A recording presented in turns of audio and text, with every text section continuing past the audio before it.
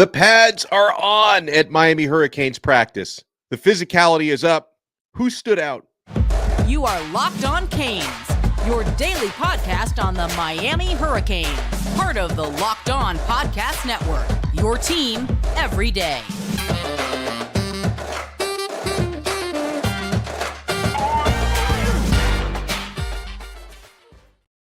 I am Alex Donno. I'm a University of Miami alumnus, longtime South Florida sports radio vet, and writer for allhurricanes.com. Thank you so much to the everydayers for making Locked On Canes your first listen and your first watch. We are free wherever you get your podcasts. We're free on YouTube. We're live on YouTube, and we're part of the Locked On Podcast Network, your team every day. I do want to talk on this episode about comments that Miami Athletic Director Dan Radakovich made this morning concerning conference realignment. I definitely want to talk about and play some video of Jason Taylor, the Hall of Famer, talking about his defensive line. But guys, we have got to get to everything that happened in the first full padded practice in Coral Gables of spring football so far. This episode is brought to you by Nissan. Are you the kind of driver that likes to push things a little further? Ever wonder what adventure could be around that next corner? Take the Nissan Rogue, Nissan Pathfinder, or Nissan Armada and go find your next big adventure. Check them all out today at nissanusa.com.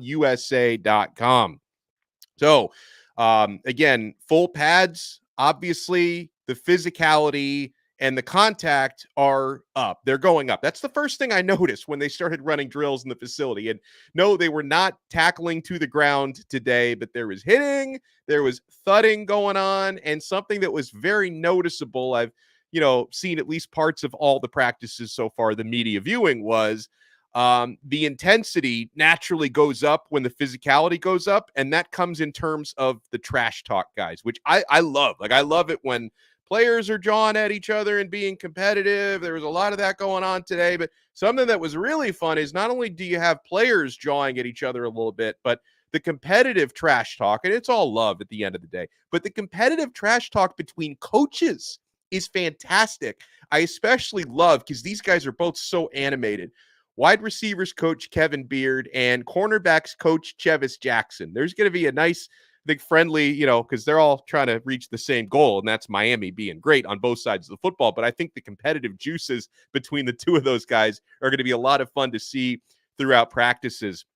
So when it came to physicality and thudding, right? When we get to watch about the first 45 minutes or so of practice, I'm the 11 on 11s. The good stuff tends to happen after the media leaves practice, but we got to watch a lot of those one-on-one drills, quarterbacks throwing to receivers going up against defensive backs. We got to watch some 7-on-7s. We did get to watch some power running drills, which is, line of scrimmage now is a little bit more physical, the O-line versus the D-line than they were before the pads came on, which was nice. But when it comes to contact and thudding, one of the players that stood out to me, and I always look for him, especially in the first day of pads now, is running back TreVonte Citizen.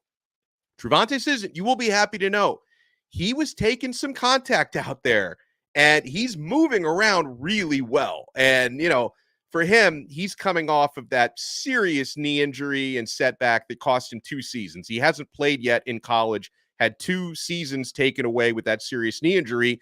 And, at one point, he got hit hard, maybe a little bit too hard on the sideline by a walk-on defender in a 7-on-7 drill. But Citizen took the contact just fine, and he looks good out there. Like, I know that, over these first couple of weeks of spring ball, I've heard some people, and I don't know what they're really basing it on, if they think, that like, oh, I don't know if TreVonte is going to be a factor this year or if he's ever going to be the same again after that injury. That young man is working out there to make those people eat their words, right? I've seen some good stuff from Citizen out there in practice, and he looked to be no restrictions out there with full contact today, which is awesome. He's a player that is so easy to root for, given all that he's gone through so far in his career. A couple of other players who are working their way back from more recent injuries. Cam McCormick, the tight end, he was practicing today, but I think they kept him limited in full contact. Akeem Mesidor, the same thing. Miami's always very cautious with players that are coming back and working their way back from injuries. And, watching, before we talk about the receivers and the quarterbacks, watching running backs today, we'll stay on that. Obviously very impressed to see TreVonte Citizen out there doing some stuff and getting some work in, but Chris Johnson Jr., Chris Johnson is someone who really stood out in running drills. He was getting reps again, same thing on Tuesday. And again, today, he was getting reps with the first team today. And Chris Johnson, he's got another gear when it comes to his burst and his quickness and his cuts. He's got that bona fide track speed. He's got another gear that, the other running backs don't have. And obviously, when we're talking running backs, we keep in mind Henry Parrish has just left the program. He's transferring out. Mark Fletcher is missing the entirety of spring. But Cristobal did reveal on Tuesday that Fletch is going to be good to go for summer and fall camp, which is awesome because he's Miami's best running back, but he's not out there in spring, and neither is A.J. Allen. A.J. Allen is nursing a minor injury, so Chris Johnson is really trying to work his way up and take advantage of the increased reps that he's getting without Fletcher and without A.J. Allen out there. And Chris Johnson, we're seeing him get first team reps out there, and he's looking really good out there. I think he's going to be a solid option at that position this year. One of the things we were watching before they started doing like competitive stuff, 1-on-1 drills and 7-on-7s, the quarterbacks were doing accuracy drills this morning when they throw at the net targets, which is, obviously it is what it is. I mean, it's not anything near a game situation, but it shows you how accurate some of these guys are when there's not a defense out there. And, I commented about this on Locked On Canes Insider. I thought Reese Poffenbarger looked probably the most accurate when it came to just throwing at the targets, that he really looked good doing that. And, that prompted somebody to ask me. So I want to address this, right? Because, I commented about how, Poffenbarger was really accurate throwing at the targets today. And someone asked me, well, hey, what would happen if Reese Poffenbarger beats out Cam Ward in camp? Like, well, what if Reese is the best quarterback on this team? Well, first of all, I would say may the best man win, no matter who that is. But second of all, pump the brakes a little bit, okay? Let me make this loud and clear. I've seen some good stuff in practice this week from Reese Poffenbarger. I've seen some good stuff over the first couple of weeks from Ja'Cory Brown.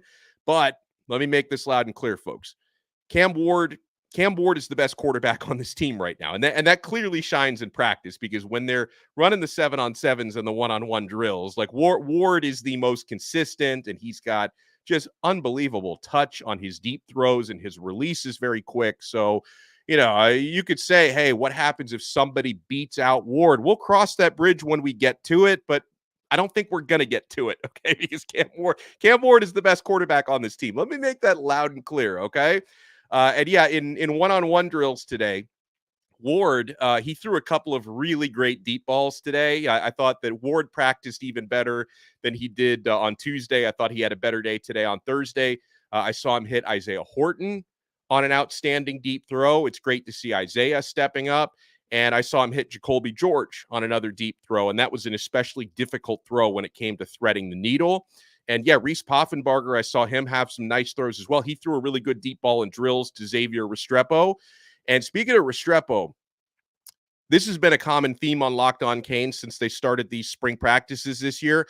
One of my favorite battles to watch in one-on-ones every practice has been Xavier Restrepo against transfer defensive back Mish Powell. Because those two, they continued to be very competitive against one another. They had several battles today. Powell did win a couple of those battles today. And there was a cool moment, even though, like, technically you would say, I guess Powell won this battle. But Restrepo's made some circus catches in spring, and some of those have come against Powell. He nearly had another one today. Like, Restrepo nearly had another ridiculous catch today. He was falling to the ground in the end zone with Powell. Powell was in really tight physical coverage, and Restrepo was falling to the ground, and he nearly caught the football with his body on the ground, but the ball did take a slight bounce, so they ruled it incomplete, and that's the way I saw it. But still, it was such a great effort that Cam Ward ran out to greet Restrepo. He was super pumped. He ran out there to hype X up just for the effort, but it wasn't a completion, though. But yeah, I want to talk on the other side about some of the other receivers that stood out today, because it's not just Restrepo and Horton looking good out there. I want to talk about some of the defensive players that I was looking at closely today. And also, this is always a cool event because we only get to do this 2, maybe 3 times per season. Get to talk to the Hall of Famer, the defensive line coach, Jason Taylor. And we picked Jason's brain today about new additions right? Guys like Elijah Alston, CJ Clark, and Marley Cook, who transferred in to join Miami's defensive line. And also true freshman, who I think is going to be a standout in Marquise Lightfoot. And what makes Rueben Bain, because that dude is obviously special. So, my friends, we have a lot coming up, guys. Oh, and by the way, when we come back, I want to talk about the tight end that I thought popped the most today in practice. So, you know what you want to do, folks? You want to keep it locked right here. We are live. Smash that like button if you're watching us on YouTube. Smash that like button and subscribe. Subscribe to our audio channel. We are only getting started on this brand new live at 3:05 episode of Locked On Canes. Keep it locked. And I am only getting started with Nissan. Guys, this SUV lineup is incredible, and they spoil us. And this week's March Madness bracket highlight is brought to you by our friends at Nissan. Each week, we're picking one team that stands out, a team that's pushed it further than the rest, just like any of the all-new 2024 Nissan SUVs. These guys were able to take it to the next level. The Yukon Huskies can only be described as an armada. This top-seeded team is as hardcore as it gets out there, so it's no wonder why they've landed that top overall seed in the NCAA tournament. They're one of the favorites to win it all, despite 4 of the 6 Power 6 conference champions, standing in their way in that East region. So take the Nissan Rogue, Nissan Pathfinder, or Nissan Armada and go find your next big adventure. Shop NissanUSA.com. Oh, and guys, we are also brought to you by FanDuel. Tournament time, I'm like a kid in a candy store when it comes to making money, making those plays at FanDuel. Say goodbye to busted brackets because FanDuel lets you bet on every game of the tournament. Whether you're betting on a big upset or a 1 seed, it's time to go dancing on America's #1 sportsbook because right now, new customers get $200 in bonus bets if your first $5 bet wins. That's $200 to use on point spreads, money lines. You can even pick who's going to win it all. Just visit FanDuel.com/lockedon and bet on college hoops until they cut down those nets.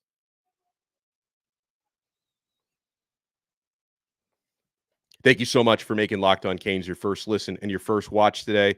We're free wherever you get your podcasts. We're free on YouTube. We're part of the Locked On Podcast Network. Your team every day. Guys, I was giving updates at practice today to the Locked On Canes insiders. If you want to join, click the link in the show description below. Become a Locked On Canes insider. You get text messages directly from recruiting scoops. Anytime I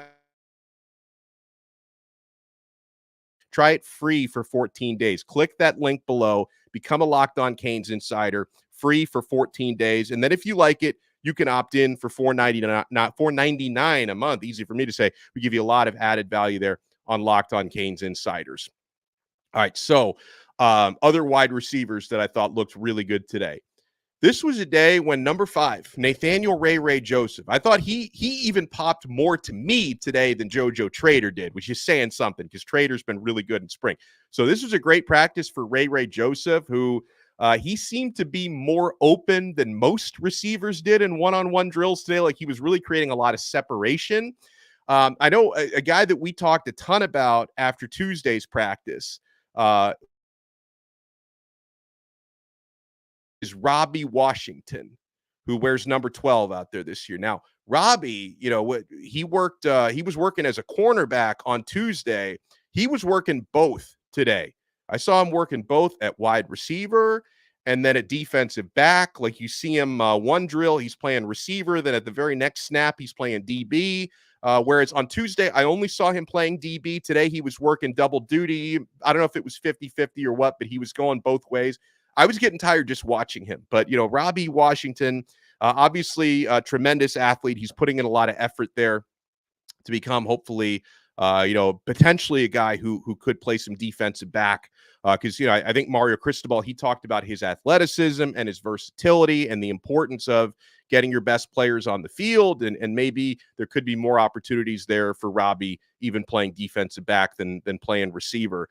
Today, by the way, I happened to meet this guy outside of the practice facility today, and he told me he's a viewer of Locked On Canes, which I was honored by because I'm a fan of his work. This was my first time today meeting very respected receivers coach Sly Johnson. Sly, he's working pretty closely with Miami. He's a friend of the program this year, friend of this program and a friend of the U this year. He's coached a lot of Miami's receivers, including Xavier Restrepo, since he was a little kid. Okay. And Sly, who was watching practice, told me he was really impressed with what he saw from Miami's wideouts in the one-on-one drills today. So clearly, Kevin Beard is doing a nice job with these guys, and Sly is clearly appreciative of that. All right, let's talk tight ends here. And again, this is from what I saw today. I thought Riley Williams really stood out and popped. I saw Riley making a couple of excellent grabs. The 6'6" second-year tight end out of IMG Academy. And it's not to say that Elijah Lofton isn't still really good, but we talked Tuesday. Tuesday was probably Elijah Lofton's best practice of the spring. Today might have been Riley Williams' best practice of the spring. I thought he had a couple of good grabs today.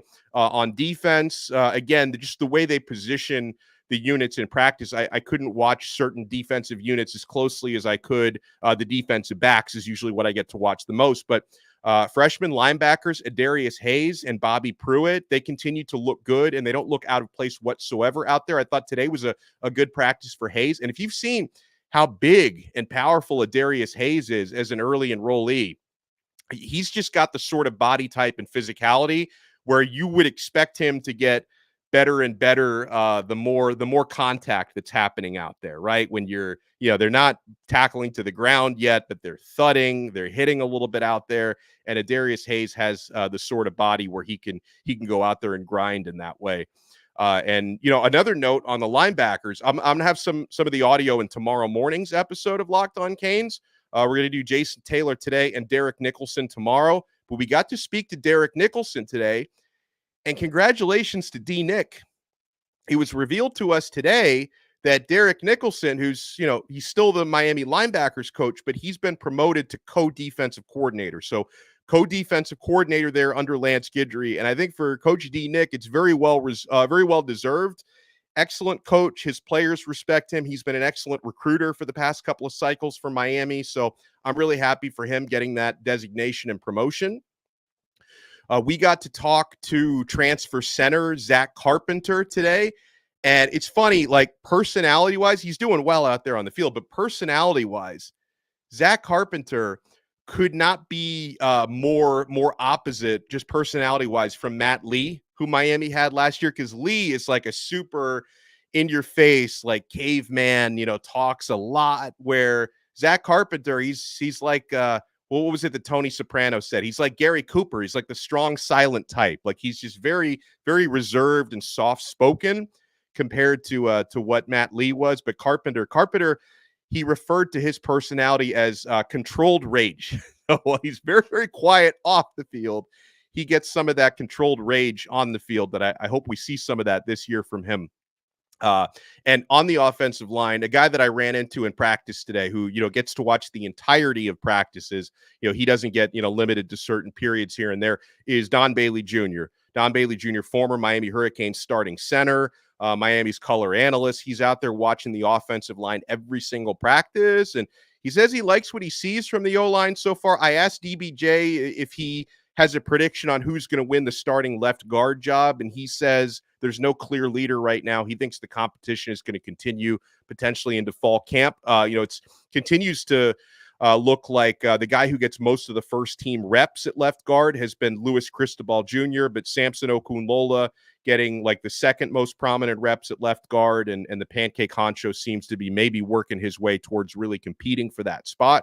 So I'm curious to see how that one plays out. All right, my friends, when we come back here on Locked On Canes, my takeaways from a radio interview this morning with Dan Radakovich, Miami Hurricanes athletic director. He was on with my colleague Joe Rose at 560 WQAM, and Joe,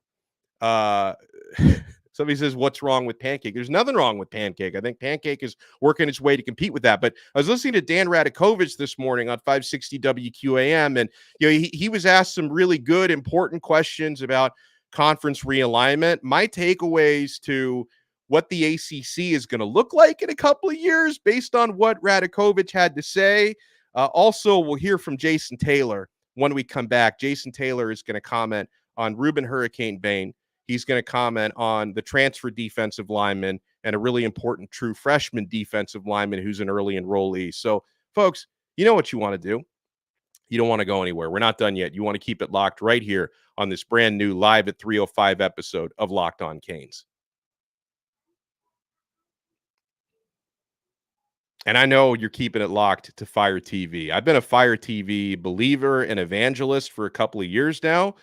Fire TV is your destination for sports. From live games to highlights to in-depth analysis, Fire TV offers amazing viewing experiences with smart TVs, as well as the Fire TV stick that you can plug into your existing TV, provides access to millions of movies and TV episodes, as well as free and live TV. So whether it's opening weekend for baseball, the college basketball tournament, which is going on now, you're going to want to have a Fire TV. Guys, you know, I'm watching sports live or replay pretty much 24 hours a day, and Fire TV has my hookup there. They recently created Fire TV channels to deliver a constant supply of the latest videos from your favorite sports brands, all for free. That includes all of us at Locked On and most of the big pro leagues and college conferences as well.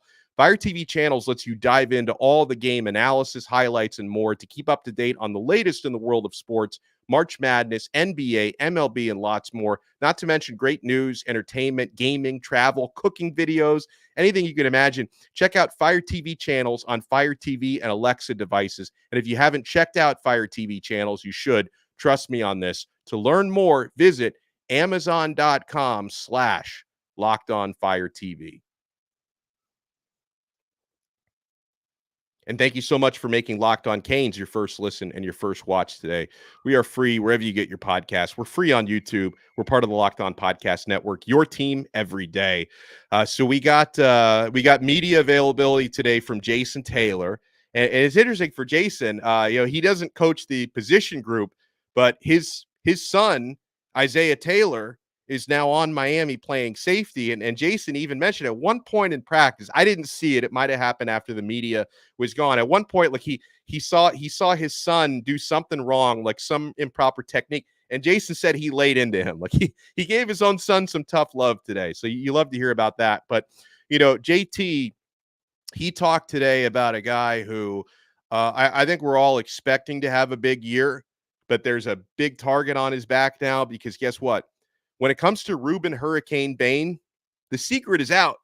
Everybody knows how good that young man is. And again, opposing offenses will be scheming against Rueben Bain. Here's Jason Taylor on Hurricane Bain's development and how much better he can still get. Everywhere. I congratulate him and then insult him.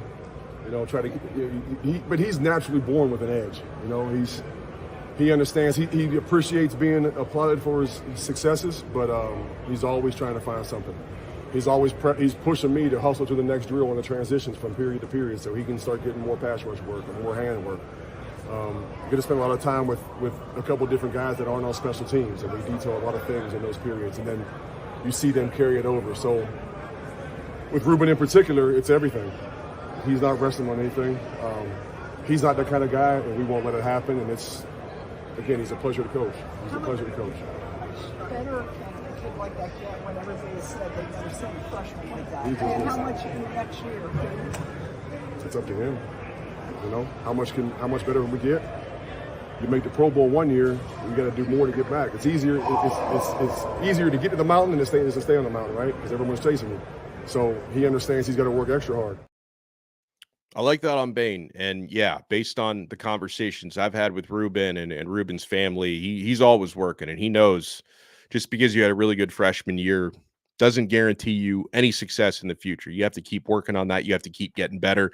Miami's trying to make their defensive line even better by adding players in the transfer portal, adding players in recruiting. Miami made some important transfer portal additions. When you think about Elijah Alston from Marshall, who Lance Guidry has coached before, adding CJ Clark and Marley Cook to their defensive tackle rotation, Alston being an edge.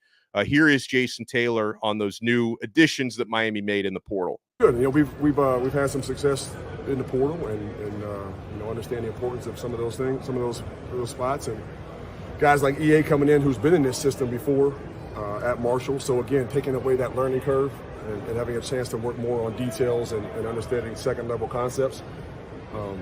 He's been good for us. Obviously, CJ's seen a lot of football. Marley's seen a lot of football. Regardless of level of play, Marley's coming here and done a really, really good job. Thomas Gore's done a great job. I know he was here, but he was a transfer from before. CJ's seen a ton of football in the ACC. So having those experienced guys come in, be familiar with learning, in the process of learning, being familiar with the rigors of a practice, of a Power 5 or high level football practice. Even though they'll tell you when they get here, it's always just a little different. Yeah, so that's on Marley Cook, CJ Clark, and Elijah Alston. Here's Jason Taylor, by the way, because another guy who's getting a ton of headlines. I mean, off-season headlines into spring football so far.